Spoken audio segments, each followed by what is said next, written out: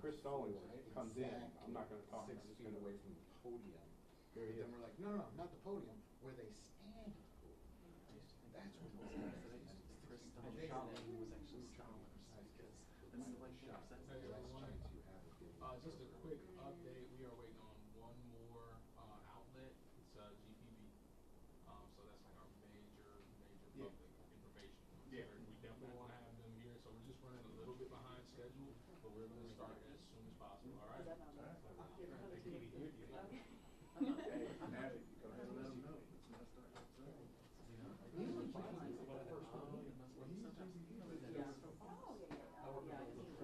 Well, just plug it in. Just plug it in. Forget it. They called me up yesterday. I was like, it's too late. I'm already booked. I'm already booked.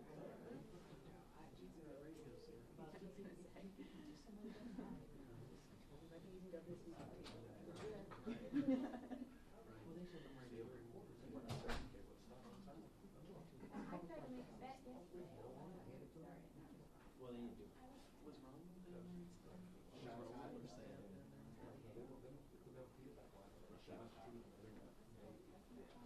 What's wrong with them? Clear it up. It looks like this will not be happening straight off the top. What it is, you can see it's not clear. I'll vamp for a little.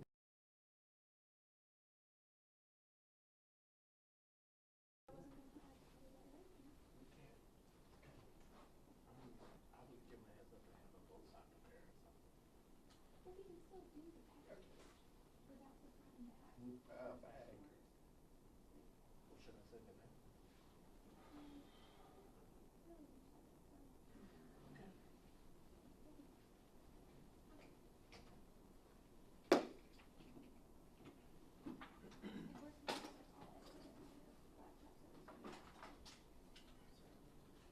Your brain can't sort of split. Yeah.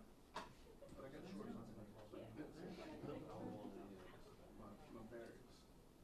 That was my first year in use. That was my Christmas present. I asked my mom for rain pants. Froggy Talk is awesome. Because you can just bend them up all kinds of ways.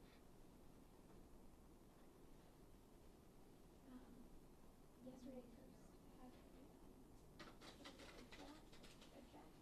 Jacker. Yeah. Jacker, Okay. I got one outside. We All right. use one at our house too. So All right, did you hear what I said? They're still waiting for GPP's camera to show up, so until they do, they won't start. I'll tap dance for a while and just tell me when they're at.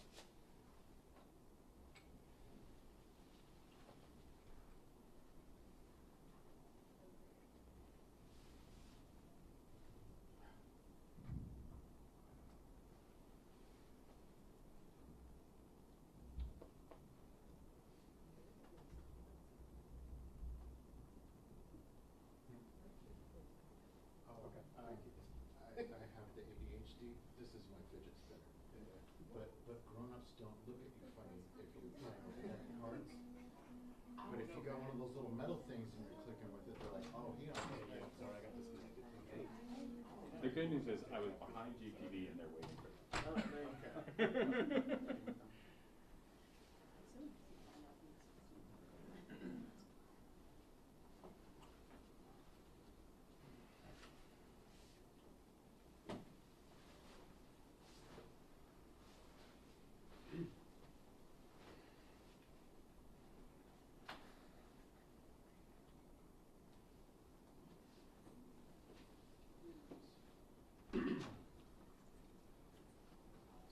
Welcome on in. Where you want to go in the back?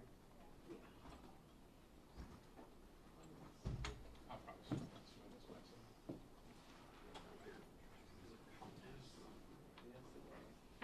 This is when we interpret this stuff.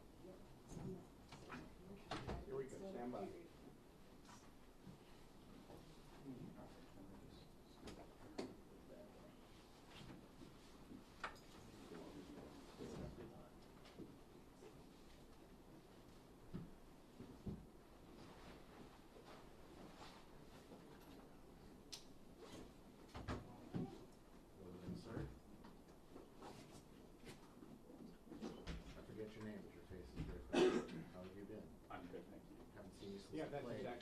waiting for an update from GEMA Homeland Security Director Chris Stallings. That could happen here just about any minute now. Governor Kemp, of course, ordered the activation of the State Operations Center about 2:30 this afternoon. And, of course, he declared a statewide state of emergency yesterday.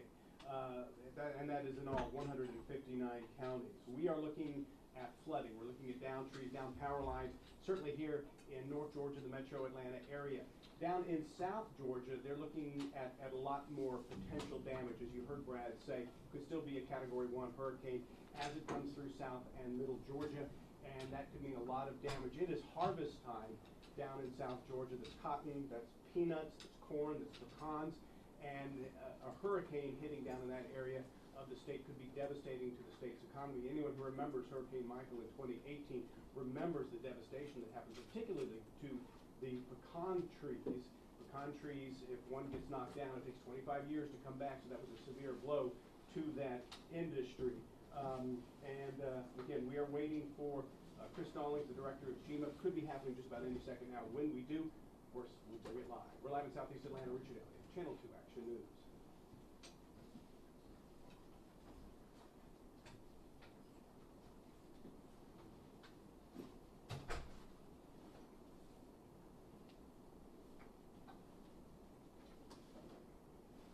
I want to tell you the pressure of doing this in front of you guys. Right. All this. You're really good at it. I wanted to clap, but I didn't know if you were still on. This is how you clap in sign language. And it's quiet. It's a good one. Oh, the poetry readings, they love that one. It's better than those snaps in the. Yeah. Everything started happening at like 4:30 in the afternoon. Makes it harder to get that like 6 o'clock back at home.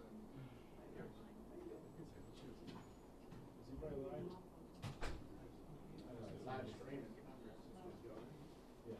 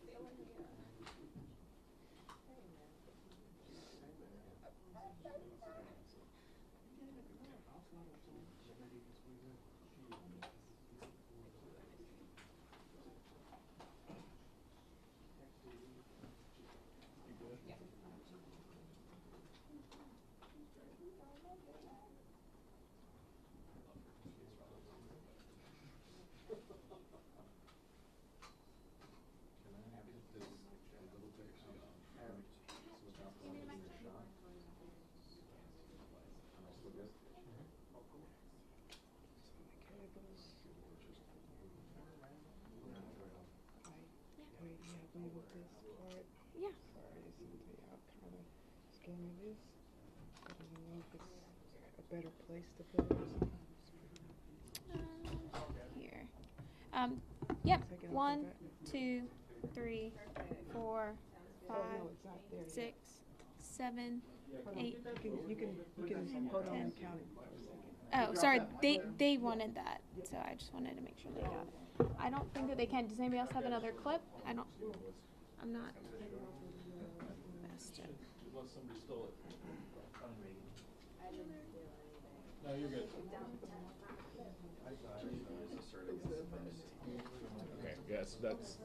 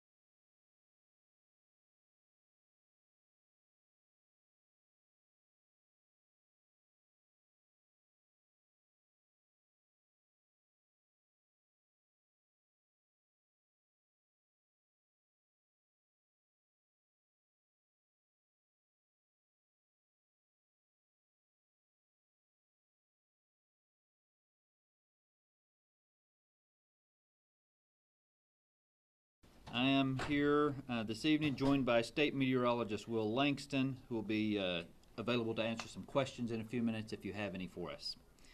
I want to start off by just reminding you some of the talking points we had yesterday. GEMA Homeland Security, along with all other state agencies and the governor's office, have been monitoring Hurricane Helene's forecast and working with all our partners to ensure resources are available where needed.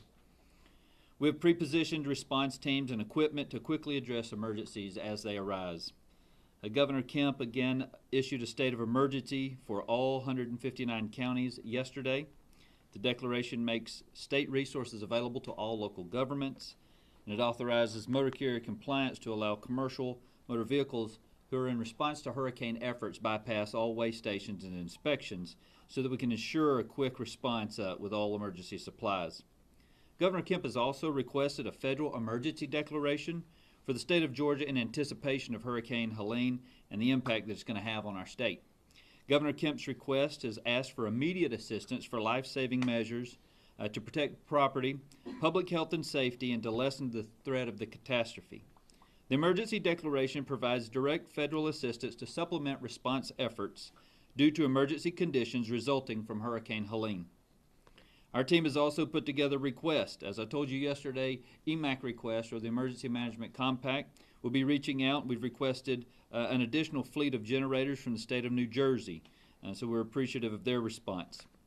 We're also prepping what's called a state logistics staging area, where a lot of these resources will be more moved to middle Georgia to get to areas in South Georgia a lot faster once the storm has settled.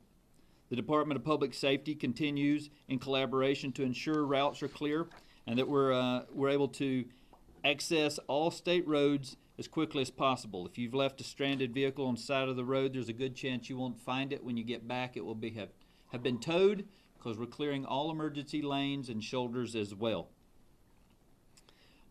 The Department of Ag has opened up an animal shelter committed to assisting anybody who is having to evacuate. We're working with other possibilities to ensure all animals, equine, and any other animal or personal companion has a place to go. Also, tomorrow, beginning tomorrow, the Georgia DOD, or our National Guard partners, will activate 250 Guard men and women and stage them for rapid deployment with cut teams and transportation teams to move resources as needed around the state. I also like to thank our partners at DNR, Georgia Forestry Commission, and the DOC for their response. They've got cut teams that are ready, response teams, and swiftwater rescue teams prepared to deploy. A quick brief on the weather. As you know, Hurricane Helene is expected to rapidly intensify as it moves north through the Gulf. We just received a report, and that's one of the reasons we were late, is now projected that it will make landfall as a Category 4 hurricane in the Appalachia Bay area tomorrow evening. Southwest and south central Georgia are under hurricane warnings and should expect hurricane conditions beginning tomorrow evening, lasting through Friday. Hurricane warnings with this latest update have been extended up to the Macon-Columbus line, so that's a little further in than we anticipated. And now tropical storm winds are expected to extend all the way through Georgia up to the Tennessee line and possibly further. We're still anticipating rain. As you see outside right now, we're getting rain in North Georgia. There was a wedge that moved in and a front that we were certainly hoping wasn't going to happen, but here we are. We'll deal with it as we come. But that's going to increase the significant risk for flash flooding in and around metro Atlanta and certainly most of North Georgia for Thursday and Friday. Heavy rainfall has already begun. 2 to 4 inches is expected to fall along metro Atlanta around the I-85 corridor. Heavy rain from Helene will move into South Georgia tomorrow morning and afternoon ahead of the core of the hurricane. Conditions in South Georgia will rapidly deteriorate early Thursday evening and will not begin to improve until sunrise Friday. Conditions in north and central Georgia later on Thursday will deteriorate and will not improve until late Friday morning. The remnants of Helene will exit North Georgia by early Friday. Now, this timeline could pick up a little bit. The reports that we received this afternoon are that the forward progression now are 25 mile per hour plus. So that's much faster than we even anticipated yesterday. The fortunate news of that is that following most of these severe weather events, there's extremely good weather afterwards, so that should allow us to be able to get our responders out there to take a good report of what's been damaged and how we can respond moving forward. Preparedness, Georgians, right now, before this gets to you, make sure you're preparing your emergency or you're reviewing your emergency preparedness kits. This includes having a family emergency plan, readiness kits, securing your home against wind and water damage. As a reminder, once speeds get above 35 miles per hour, we can't get bucket trucks out, we can't get any of our first responders out, and we'll be unable to reach you due to the dangerous conditions. As I said yesterday, please make sure you have supplies that last 3 days. Stay safe and monitor the storm. One key takeaway I want you to have in this as you're looking through your kits to make sure you have your essential needs, your non-perishable foods, your medications. Go ahead and get your prescriptions filled, especially if you're close to empty. The Department of Public Health, in coordination with the Pharmacy Board, is getting approval to post Policy 14, which under a state of emergency allows the Board of Pharmacy to essentially allow an extension of prescriptions for up to 30 days for essential prescriptions, not to include narcotics, and or early fill those same prescriptions. So if you need to get to the pharmacy right now, the reality is a lot of our pharmacies are not going to have power, or they're not going to have accessibility over the next few days. So if you've got friends and family that need their medications, I would recommend you go ahead and make that trip now. Charge your mobile devices. Have a backup power source ready. In case of power outages, it's important to stay informed. We strongly advise the public to avoid non-essential travel as this storm approaches and allow evacuation orders to proceed if you get one from a local authority. Please stay indoors. We encourage residents to turn on their weather alerts. Every family should have multiple methods of receiving severe weather alerts, including at least one audible alert that can wake you up. As we mentioned last night or yesterday and today, this is going to be a nighttime event, and so as it approaches your area, if you've gone to bed, make sure you have that phone on loud and those alerts on so you can hear them. There are a lot of options to stay in touch. The NOAA weather radio, as we discussed yesterday. Your county alert systems. Some have indoor or outdoor sirens. Others utilize technology. So if you contact your local EM, they'll be able to let you know what type of warning system that particular county uses if you're unfamiliar. Your television stations, your local and national news.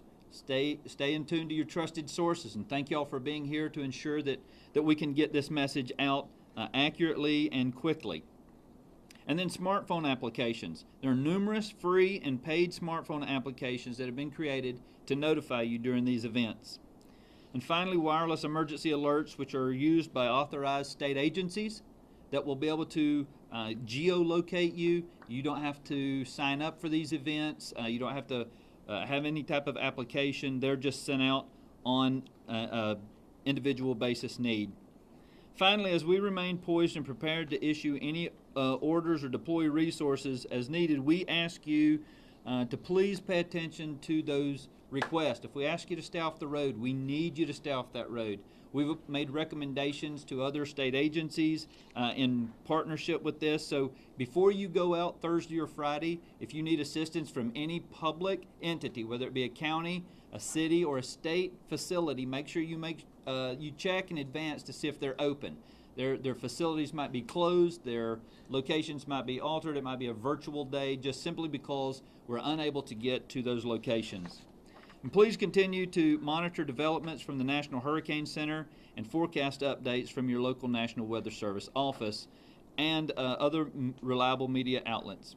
And for more information, please visit our website, GEMA.georgia.gov. We have a page dedicated specifically to this event that will show you where shelter locations are. You can also follow us on our socials or any other state socials, obviously the governor's office and their socials. The governor's team has been very quick to echo any message we've gotten, or they're leading their own charge with a lot of their notices as well. So please make sure you go to those trusted sources, and we appreciate any time that you echo our message. It goes a long ways because you have those folks that trust and lean on you. And with that, we'll open it up to some questions. Chris, in this section, maybe a question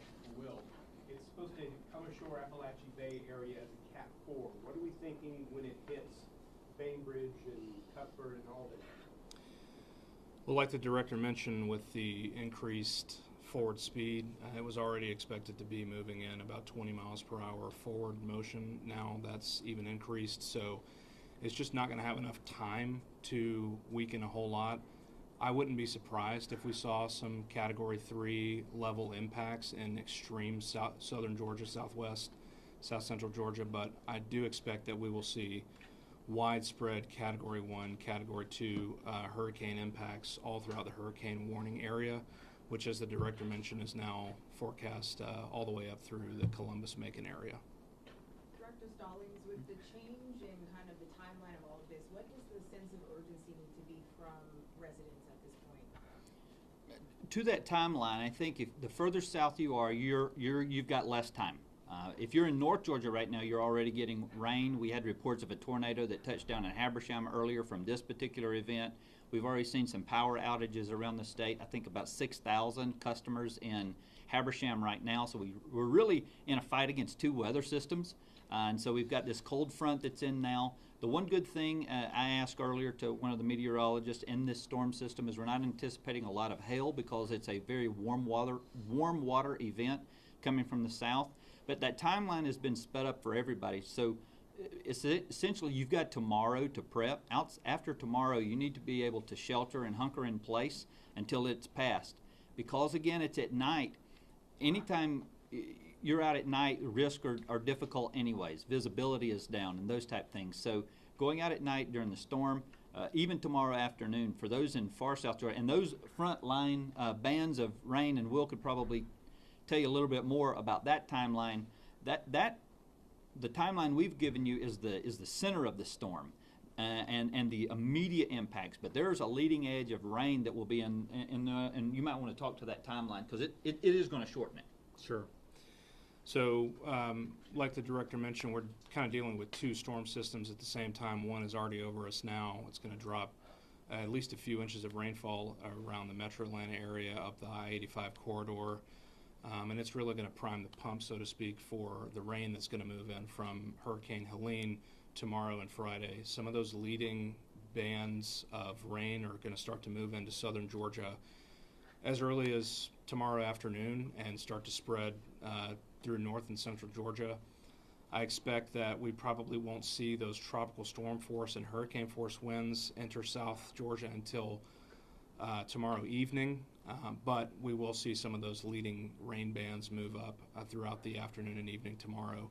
But yeah, the core of the system that with the heaviest impact hurricane force conditions is probably going to hold off in South Georgia until tomorrow evening and then move up kind of along this I-75 corridor overnight tomorrow night into early Friday morning. Director Stallings, realistically, what do you expect the power outage impacts to be? Significant. Probably one of our most significant events we've seen in a long time. Couple things we've got going against us. This particular cell we're sitting under right now is already going to saturate the ground. It's also going to prime and fill our creeks, streams, and rivers. So with that, there'll be a small lull, and then we'll get the winds. And those winds are going to be blowing against trees that are going to have either exposed roots or roots that are in saturated ground. They're not going to have the strength to hold like they normally would. So when those trees start to topple, they take lines down with them. And I think we're going to see some significant power outages, probably nothing like we've seen because it's 159 counties wide. I mean, some of the reports that we're seeing just for impact is even in northeast Georgia, they're looking at a foot of rain.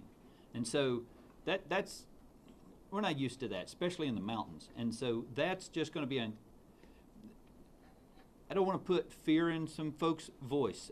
We're all concerned about the impacts, but there's the potential of even mudslides that the National Hurricane Center has been discussing in our mountainous areas just because the ground is going to be so saturated. So the impacts that it's going to have on power outages, we've got teams coming in from all over. Georgia Power, our EMC partners, they've brought in a lot of resources. Of course, we'll get at it as fast as we can, but that's why we keep referencing the 72-hour window. You need to be self-sufficient. Traditionally, we've been able to bring our partners maybe from North Georgia into South Georgia to help, or from south to north. We're not really getting to move a lot of folks around simply because they're going to be affected all over the state. So we're leaning on a lot of exterior partners from other states that are coming in. So you'll see a lot of new faces out there, maybe some new state agencies out there, things like that. So, we anticipate a significant impact. Director Stallings, you talk about the cost as well, and you mentioned that, and especially with the governor's federal assistance. Can you walk us through how much or what that can help out with? It will provide resources instantly. So they're considered Category A and Category B. That's emergency life-saving. That's sheltering. That's preventing possible impacts. That's removing folks from home, transportation needs, and things like that. Again, that goes back to the cost. We have not seen, other than COVID, a recent event where 159 counties in Georgia have been impacted. Hurricane Debbie is going to probably be in the $60 or $70 million range so far, and it affected 30 counties with 8 of those receiving IA. So I'm not saying do the math and 5 times that is what we're expecting. I would just simply say this is a wide-scale event with significant implications. Can you talk about what the impacts are going to be on air travel? That is going to be certainly FCC and FAA, that's going to make those decisions. But I would fully anticipate it having significant impacts on flights in and out of Atlanta, Hartsfield, or any other here in the Southeast. Florida's going to be hit. We're going to be hit. Tennessee, so I would imagine Nashville, Memphis, any of those. Maybe Birmingham to our west, any of our connecting flights out of South Carolina. And, of course, that'll backflow all the connecting flights and in and out. So I would anticipate significant delays and or cancellations through the next couple days. Can you talk about that state logistics staging area that you're moving to Middle Georgia? Where is it going to be, and what kinds of things are going there right now? Absolutely. So we have a facility at the Macon Farmers Market that is now ours, and so that's where we'll stage tarps, MREs, water. We'll have a lot of resources that will go out immediately, sandbags. We'll also have generators. We'll have any other resource that the state brings to bear, and we'll also have we use it as a place for us to send resources out, manpower as well. So it's a place that we can come in, feed our responders and things of that nature, prep them. They can come back if we're having issues getting our hands on fuel, which right now we don't see that being a problem. Certainly our partners at the convenience stores have made sure that those tanks are filled. It's extremely important for them to have full tanks so that this saturation doesn't cause those tanks to come up out of the ground. So we've been very forward-leaning to ensure we've got fuel around the state, but it's those type things that we have, and it's located there in Macon. Question for Will. When is the last time we saw sustained tropical storm force winds in Metro Atlanta? Irma was a similar event to this in 2017 in that it was a very wide wind field and it moved all the way up, and we saw major tree damage in all counties in Georgia. Other than that, Michael, we probably saw, if we didn't get that level, we saw close to it. It's definitely been several years, but it hasn't been recently. All right. Well, thank you all so much. If you have any further questions, obviously you can reach out to Kristen and our external affairs team. I appreciate y'all being here. Thank you. Thank sir. you.